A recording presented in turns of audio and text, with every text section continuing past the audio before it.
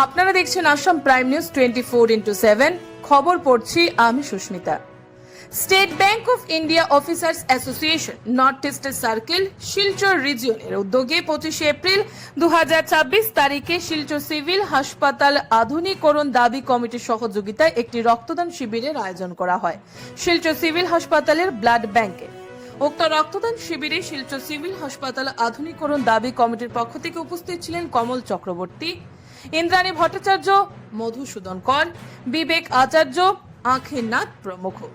এদিনে রক্তদান শিবিরে অংশগ্রহণকারী রক্তদাতাদের মধ্যে ছিলেন কাঞ্চন ভট্টাচার্য, গুণাদ্রি ভট্টাচার্য, হিরণময় রায়, কুণাল দাস, পার্থপ্রতিম দাস, মিটন নাথ, শুভন ভট্টাচার্য, চিত্তদীপ ধর, বিভা বসু ভট্টাচার্য, জিতেন্দ্র কুমার, রজত ব্যানার্জি, আথৌবা মৈথই, সায়ন্তন পাল, নীলোৎপল দত্ত, মৌনা পাল,